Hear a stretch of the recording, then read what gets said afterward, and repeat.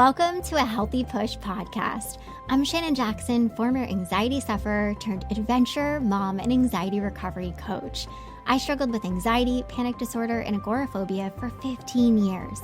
And now I help people to push past the stuff that I used to struggle with. Each week, I'll be sharing real and honest conversations along with actionable and practical steps that you can take to help you push past your anxious thoughts, the symptoms, panic, and fears. Welcome. You're right where you're meant to be. All right, today with me, I have Kimberley, and you might know Kimberley by Your Anxiety Toolkit, which is a name that I love. And I definitely want to get into that a little bit. But first off, just welcome Kimberley to a Healthy Push podcast. I'm so Thank happy to have you. you here. Yeah, I'm happy to be here too. Thank you for having me. Yeah. So we're going to talk about a topic that is like shockingly something that I haven't really talked about a whole lot on my podcast. I've like sprinkled it here and there, but we're going to deep dive into self compassion, which is something that I love. And I know something that you love and are very passionate about. So I'm kind of curious. Can you just tell us like how did this become a passion? Why are you so passionate about self-compassion? And like, how does it fit into the work that you do? Oh, it's a great question. Well, I am an OCD and anxiety therapist and specialist. Um, I'm also someone who has recovered from an eating disorder myself. And so my experience of having an eating disorder and having anxiety was sort of my best teacher, right? Like I learned way more having a horrible eating disorder and an anxiety disorder than I did going through my master's degree. Mm, But I'm so grateful for my master's degree. And what I found for my own treatment was every time I would make progress, I would kind of need to unlock a new layer of this mean voice inside me. And when I would unlock that, and when I mean unlock, I'm like, I would recognize it, understand it, and be like, oh, that's not working anymore. Every time I would do that, I would have this massive improvement or gain mentally. And then I'm not going to lie, wasn't a one and done. Then I'd find another area of my life where there was this mean voice and these rules that I would keep for myself. And so for each time, the therapy and the tools and the cognitive behavioral therapy all was so helpful, but there was always this moment where I'm like, the compassion was sort of like the unlock key. So that's sort of my experience. And I found that to be very true of my clients as well. And so my hope is that I can sort of just bring really quality treatment, but weave in this really important human part of the work. yeah, I love that. I love that you said it was kind of like this unlocking key because I had a very similar experience going through my own journey. And it was that for me, but it was exactly what you said. It wasn't one and done. Like, No. welcome self compassion. And now all of my anxiety is gone and Right. my Right. problems. You're right. So, with, self compassion, I think it's sort of like this really big tool. And I think, your platform is your anxiety toolkit. And I think there are so many tools, right, that we can use in life and especially in any recovery. But I Mhm. feel like self compassion is kind of one of those tools that is like not negotiable. I feel like Mhm. some of the other tools, like, people might say, that doesn't quite work for me. I don't find that to be helpful. Like, breathing techniques just sort of trigger me more and like all these different tools. And I feel like we kind of get to pick and choose of what's helpful. And Mhm. I think I definitely, with self compassion, had a lot of resistance toward it because I was like, how is this thing going to help me with Mm. intense anxiety, Mm. intense Right. thoughts, intense feelings? And like, how can it stop panic attacks? I mean, like, Right. obviously looking at these tools as being the fixes. Right. So, with self compassion, I really, I had that experience of this is super powerful. And I definitely diminished it when my therapist sort of brought this tool to me. I did the eye roll thing of, Mhm. look, lady, I'm struggling with some really intense stuff. Like, please do not talk to me about kindness and compassion. Right. But where do you like really see this fitting into people's recovery? Like, why is it Right. so important? Right. So I have your anxiety toolkit, and it's a social media platform, and it's a podcast and all the things. And the way that I envision it, I actually created it right after my son was born, and he actually got like this little like play tool belt. And I was thinking that's sort of how treatment is, right? Like you have a belt and you've got a hammer and a spanner and a wrench and a screwdriver and a whatever. Like I don't know all of the tools, but you know, and there's no one tool you need for treatment, right? Like you're going to need to pull out different tools for different situations. There's no one and done.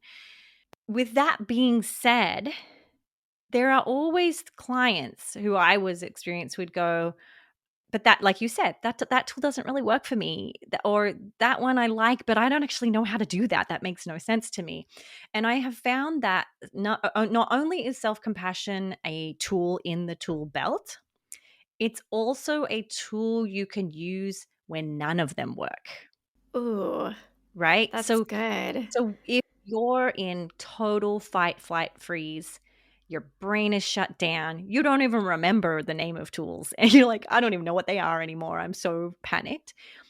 Self compassion can be a one size fits all in that it's just there to hold space for your suffering, which is what self compassion is. It's just a practice of meeting your suffering kindly, whether the tool's working or it's not, or you're doing well or you're not, or you're depressed or you're not, or you're, panicking or you're not, like whatever it may be, it's there as sort of like your collect all option. Now, still, there will be times when you're going to say that doesn't work for me, like you did. Like a lot of people, I've done retreats where we do 2 days of this, where people, when we get to the self compassion part, they just like get up and walk out of the room. They're like, I'm here to learn about mindfulness because it will help me get better. None of that self compassion stuff.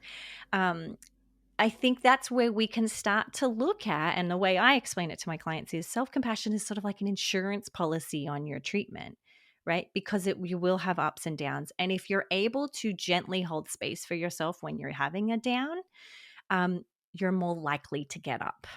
Yeah. Oh my goodness. That is so true and so powerful. And just that kind of analogy that you gave when you feel like all the Mhm. other tools aren't working, it's sort of that one that will always be there and be super helpful, but it's knowing how to use it. And I think that's sort of where this starts. I feel like where this conversation has to start, right? Of I know when this was brought to me, it was kind of brought in the way of my therapist saying to me, Shannon, do you actually listen to yourself? Do you Mhm. listen to the things that you are telling yourself, the things that you're saying out loud? And I was like, what? No, what do you mean by that? Like, yeah, I guess. And then I was like, no, I don't. I don't listen to myself. And then she actually had me repeat some of the things that I had said in that conversation. And I was kind of blown away because I had never really paid attention to how I spoke to Mm, myself. And I mm, sort of knew that mean voice, like you said, showed up a lot, but I don't think even there was an awareness there.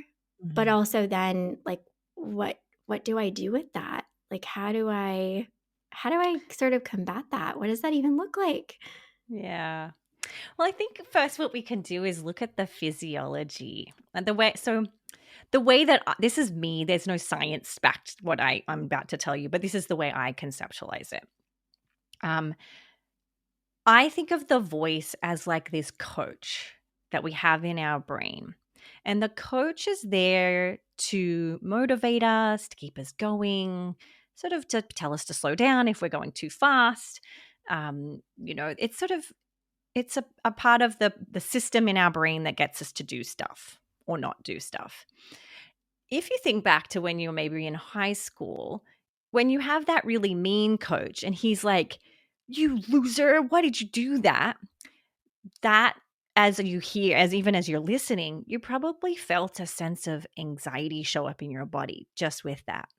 So for people who have anxiety, when we speak to ourselves that way, we actually increase the degree in which we are setting off our nervous system, and we increase the amount of um, the cortisol we're sending out into our body and the adrenaline. We're actually increasing the fight and flight system, and what that doesn't work, because over here we're trying to actually, you know, live our life and have a peaceful, joyful life. And so that voice, that mean coach, while it may feel like it's motivating you to move forward and maybe succeed and maybe excel, it's actually stimulating and part of your nervous system. It's putting you into overdrive.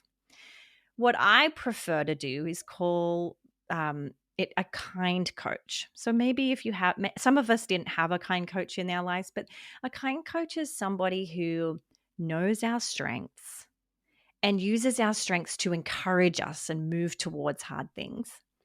And a kind coach also knows our weaknesses and doesn't use our weaknesses against us, right? Mm. Because when it does that, we already knew in the example, that actually creates extra problems.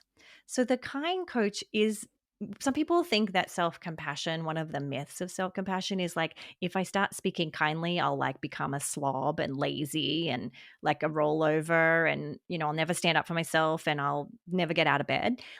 No, you just have to step away from being that mean coach into a kind, motivating voice and practice that just like you would practice doing push ups. And that actually, we know from science, decreases procrastination, increases motivation, decreases anxiety and stress levels, decreases depression. We have so much research to show that self compassion far outweighs the benefits of criticism. Yeah, I think it's one of those tools, like you said, that it sounds so simple, but in practice, if you don't have any practice with it, it doesn't come so easily. And Mm-mm. I think we've sort of all had the mean coach, and it's not so often that we can think about a kind coach. Like when you were giving that example, I was immediately thinking of my high school track coach. That Mm. was just like, what are you doing? You can run faster. Yeah. Let's go. And like not saying it in the most kind way. And I think it's so easy to point that out in ourselves Yep. of I can remember and think of even, today the things that I've told myself that haven't been so kind. Mm. And to have that awareness, to have a different response with myself takes some effort. It's not so Mhm. quote easy, right? No. To be the kind coach. And it does feel really foreign. And I know, like, working with a lot of people, they're like, yeah, I believe it. I think that there's opportunity there, right? I think I could definitely be more kind to myself, but I just don't even know what that looks like. Like Yeah. what do you mean, like, be kind to myself? Like, Well, and I love that question. I think what I would do and what I would encourage your listeners to do if that's their struggle is, number one, no, that's the human condition. Like, I've written a book about self-compassion and I still suck at it. Right? Like, that's okay. Let's be kind about the fact that we're not kind. yeah. Right? Like, and again, let's look at the stats. Let's look at the reality. That coach of yours that said mean things probably got you to run faster. And so it makes sense that you're being conditioned into thinking that's the only way that things will get better. And that's why you've practiced it for so long. Now, this is no different to, we currently have a brand new puppy in our house. It's no different to training a puppy. It's no different to learning a new language. It's no different to changing a habit. It is hard work and it is repetition, and it isn't fun, and it's exhausting to change that voice in your head and that motivating voice in your head. Um, but that's just one piece of compassion. That's Mm, just the verbal part of compassion. There is also a physical part of compassion, which is, how do you hold your body in pain, right? How do One of the most compassionate things I do for myself daily, I'm doing it as we speak, is I have these rocks, right? So I have these like little rocks next to my desk, and they're so smooth and they're cold, and I just touch them and I rub my finger along them. And that is an act of compassion for me. I'm not doing it in a compulsive way or to make my discomfort go away.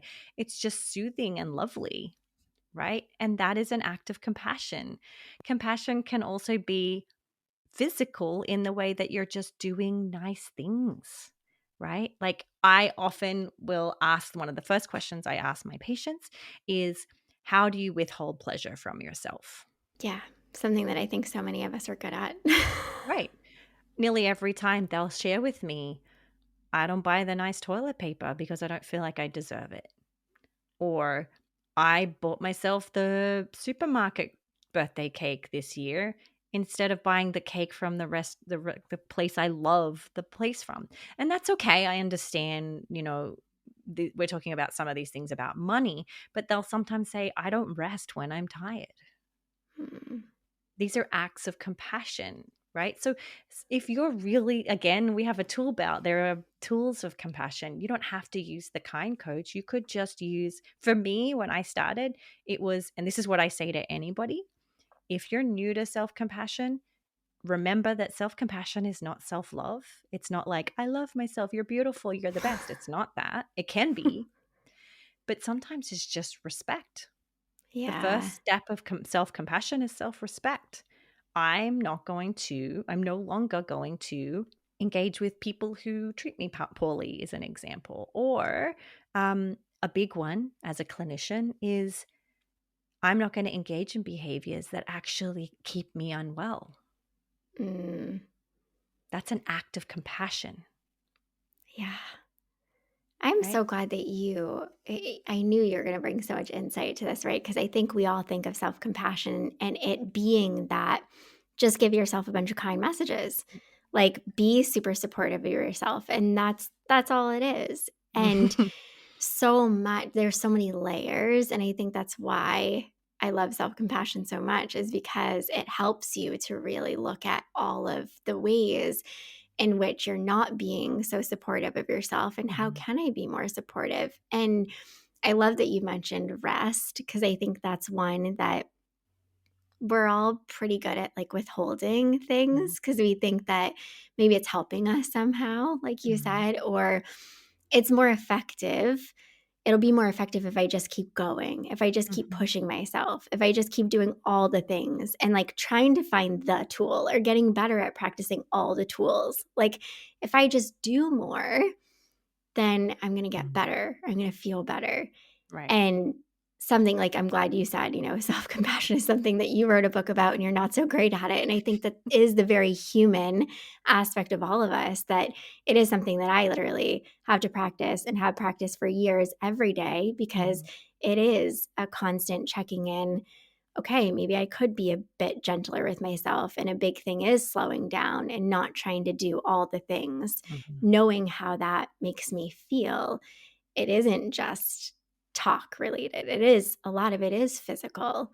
mm, And that I think is going to be really helpful for many people listening because it might be that discomfort of I don't know how to talk to myself in a kind and supportive way and it kind of feels weird. mhm, And I get that.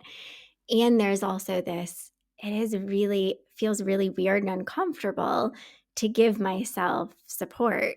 right. Like when you're saying what's supportive for you, it is, I can imagine somebody listening is like, "What?" Like that sounds so Yeah. weird. Yeah. And, it looks differently for all of us, but you don't Right. often think of those things when you think of self-compassion. So true. And again, that's why I would go back to, like, when all else fails, even if you're failing at self-compassion, an act of self-compassion or a practice of self-compassion is um, simply slowing down long enough to say, it makes complete sense that I feel this way. Mm, Right? It doesn't even have to be a forward moving action of change. It often is just a settling in and going, yeah, there's suffering here. right? Like sometimes I will say anyone who's been in this situation would feel the same way, who maybe made the wrong choice like I did. Anyone would have made that choice given the scenario and the situation and the knowledge they had. So self-compassion is, the way that we understand it is, it's both a feminine, and I don't mean male or female when I say feminine. It's a feminine in that it's nurturing and warm and soft and gentle. And it's also can be very masculine in that it can be protective and it can be boundary setting and it can be forward moving. And our work is to, number one, know that both need to exist for compassion to be very successful in practice. And you may have seasons. I know I tend to be in my masculine energy a lot, and so I often have to slow down and do a lot more of like the slow down, Kimberly. Let's just make some sense space for the fact that you feel A, B, and C, right? If you tend to stay in that a lot, or you're someone who, struggles to get moving, you may need to practice more of that masculine, forward facing compassion of, I'm doing this hard, scary thing because that's what's best for me long term. And you can just play around with what works and what doesn't. Yeah, and I think not being so quick, right? We're always so quick to identify or to say this isn't working. This isn't Mm, working. And I think oftentimes I know when I started this whole journey with self-compassion, I would often say it's not working. And it's really because I was facing a lot of discomfort. I was facing something that did feel really foreign and caused me to feel sometimes even more discomfort than I was already feeling. And so I'd say this isn't working because it doesn't feel good. And I think we're always looking for the tool, right? The thing, the helpful thing. Like it should feel good and like you said, like cause us to make progress. Like we should be mm, moving forward. And mm, sometimes it's not about that. And being really good about holding space and allowing for yourself to be in the suffering and to not do anything about it, I think is massive. mm, Not that it's easy, but I think not convincing yourself I have to do something with this. mhm, I have to like throw all my tools at it and I have to mhm, do something with it is huge. Cause it's like mm, that permission of you can just be in it. And we don't need to create all these stories about what this means or why or how or what we're going to do about it. We can instead just give ourselves permission to just be here. mm. Exactly, exactly. I couldn't have said it better myself. It's funny. I love talking about this idea of it's not helping me, because I always slow down for that sentence and go, oh, okay. Let's first, because remember, self compassion comes from a lot of very, very historic religious teachings, right? Compassion. Yeah. Not that it's religious in its practice, but it comes a lot from Buddhism, and a lot of it's, there's a lot of compassion as a piece of many, many religions. But it's important first to recognize that one of the most important pieces of compassion is a practice of mindfulness and awareness. And so let's talk about what helps. So let's say you're suffering. Doesn't matter what kind of suffering, anxious, depressed, sad, angry, you're physically in pain, whatever that may be, you're suffering. And my guess is everyone's suffering in some way as we speak, even if it's not 100%. When we suffer, our natural, innate reaction to that is make it go away. And so when someone says that's not helping, we slow down enough to go, what do you mean by help? Do you mean help in that it'll make your discomfort go away for the short term? Or do you mean it's not helping in that it won't take me towards my values or the long term peaceful life that I'm working towards? right? Oh, And yeah. that's the piece where we have to slow down enough to go, of course, I'm trying to get rid of this pain. I don't like being in pain. Nobody does. But can we actually get better at just having an open space where discomfort and pain can be? And can we get good at allowing it to be there kindly? Because what we do is we go, I'm okay for anxiety to be here. I'm okay to sadness to be here, but I'll beat myself up the whole time. And so it's just, can you let it be there and hold a safe place for it? And I know that sounds a little woo woo, but it's so important. Yeah. And I think it's so important to be a little bit open or a lot of bit open to the woo woo. Because I remember, right, going through my recovery and hearing some of this stuff that sounded a bit woo woo and sounded like so far from where I was or anything that I would ever be open to practicing.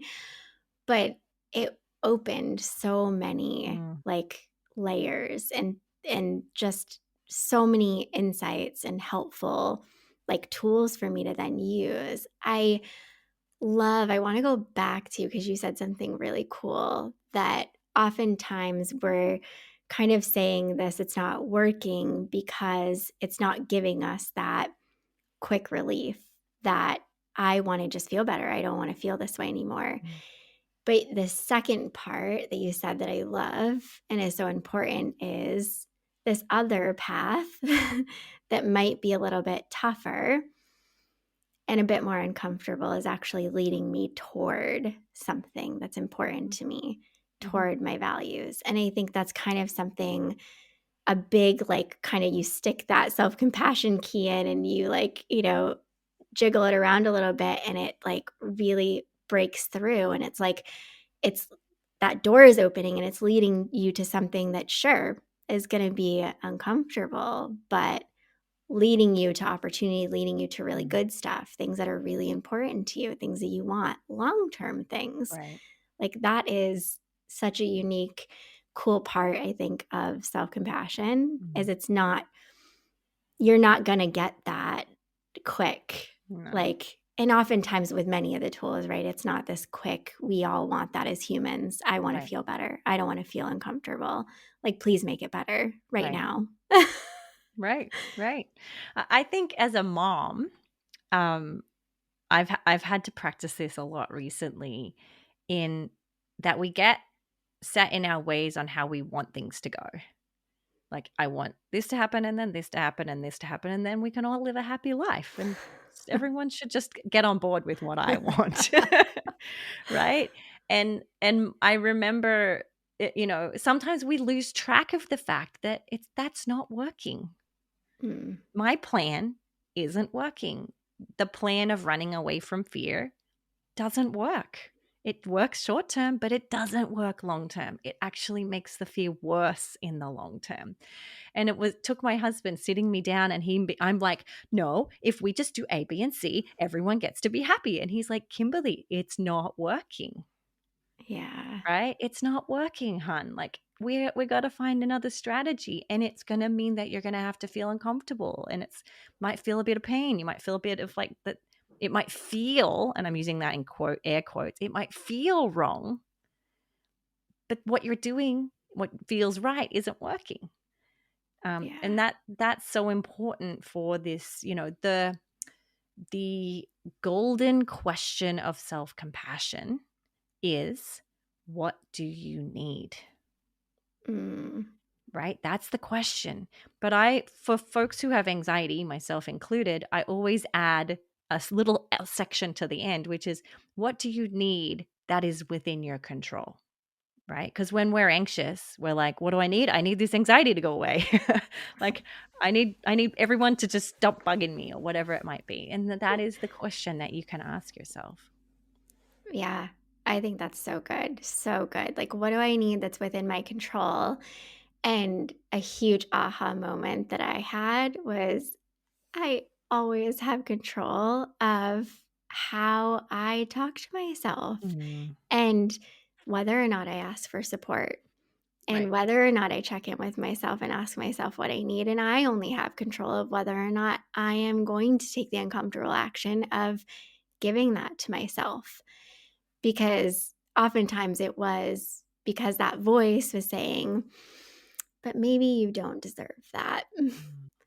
Right. And I think that's why, the helpful questions I'm such like a fan of, because they lead you to some insights that you didn't even know were there, like to some answers that you didn't even know like existed within yourself. I love that question. Mm. Yeah, it's good. It's not mine. I didn't come up with it. That comes from the Kristen Neff and Christopher Gomez Uh, mindful self-compassion model, yeah. which is a great resource, selfcompassion.org online. Yeah, it's so good. It's that within my control, because I think we're always so focused on all Mm, these areas that we don't have control of. right, But how can I make sure? How can right. I get that certainty? And we focus all our efforts on that stuff that we're just going to keep spinning our wheels. But Yeah, self-compassion is one of those beautiful things. Like we can actually give ourselves what we need, right, and we can do take the uncomfortable action that's going to help ourselves to get more support. right. I love this. This has been really, really helpful, Kimberly. And I think, if somebody is still on the other side of this listening, thinking, not quite sold, sounds woo woo, I am struggling with some real intense stuff over here. Like, what is just some one piece of advice that you would give that person if they're really resistant to, like, I don't know, I'm not convinced? Mm, mm. I would say the first step is just curiosity. Mm, Remember, you don't have to practice self compassion. You 100% get to choose if this is something that you want to do. I say to my clients, you don't have to do compassion work. Like, we can just go ahead and do the tools and do the treatment, and you don't even have to touch it if you don't want. But I would encourage listeners to just be curious and do a little inventory on when you do treat yourself with self-criticism. How's it working? mm, How's it working? Is there an opportunity for you to make a teeny teeny tiny switch where it may actually reduce your suffering in some point? The I know you didn't ask me this, but I feel compelled to tell you. I'm sorry, I was going to go on a little tangent. Is um there was a period of time when my husband was really, I'll tell you, it's a personal story, was going through a lot. And he basically had to, and when I would come to him, because I was struggling, I was going through a very severe medical issue at the time. And I could see he was tapped out, right? He wasn't able and didn't have the capacity to hold space for me like he would normally, which is so wonderfully kind. And I it was probably the biggest gift he's ever given me, is to say, I need you to this sounds terrible. I'm sort of paraphrasing, but like, I need you to be able to hold your own stuff just for a bit. mm, The best gift he could have ever given me, because it made me realize that when I'm suffering, I go straight to him and I ask him to take my pain away, or I want him to soothe me and nurture me.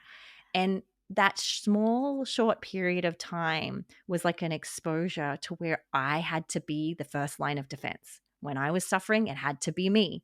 And I used it as an opportunity to go, wow, I had no idea that I was outsourcing all my compassion instead of practicing it for myself. And it was the most amazing growth of my life to be like, now I'm like, no matter what, I could totally do it on my own, right? I don't have to, and I'm not recommending that be your goal, but it was so good to know that at at any point I can be the person who picks up my pain.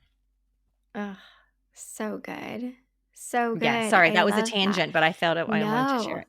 Yeah, totally necessary, helpful tangent, because I think, something that I had a similar experience, and it was this: I was always looking outward, right? There's for the tools, for my loving, supportive, so super kind, but yet enabling people in my lives to help pick up the pieces and to do all the things. And I've always been one of those, verbal self-compassion is very helpful for me. I just found that to be really helpful. Many other avenues too, but I had to slow down and ask myself, can I give myself what I'm looking for Mm, outward?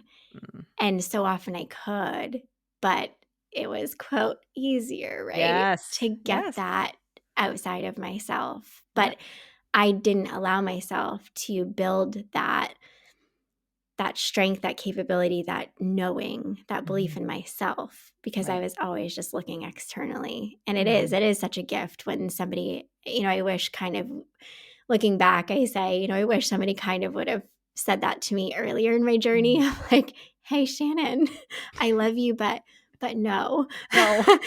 But Yeah. no, like, how can we make sure that you understand that you Right. have what you're looking for in Right. other people? Right. I'm so glad that you mentioned that and went on that tangent. So Sorry. no, you're fine. So if people are like, cool, I want to know more, or I'm struggling with anxiety or OCD, where can they come and find you and connect with you? Sure. So, couple places. I have a podcast called Your Anxiety Toolkit. It's anxiety, mindfulness, self compassion work. I also have an Instagram handle called Your Anxiety Toolkit, and I have online courses for OCD and BFRBs, anxiety, panic, depression at cbtschool.com. Um, that is like CBT, like cognitive behavioral therapy. And then if people are interested in working with me or some of my staff, I have 9 incredible therapists that work for me. They can go to kimberleyquinlan-lmft.com, which is a mouthful, I know, but Right. that's my private practice. We'll put the link in the show notes so people don't have to try to figure out how to spell A all lot. that. It's a lot. I'm sorry. Well, thank you, Kimberly. Appreciate it. This conversation has been wonderful, and I know it'll be helpful to so many. So thank you. Oh, thank you for having me on. I really appreciate it. I hope you enjoyed this episode of A Healthy Push. If you want more, head on over to ahealthypush.com for the show notes and lots more tips, tools, and inspiration that will support your recovery.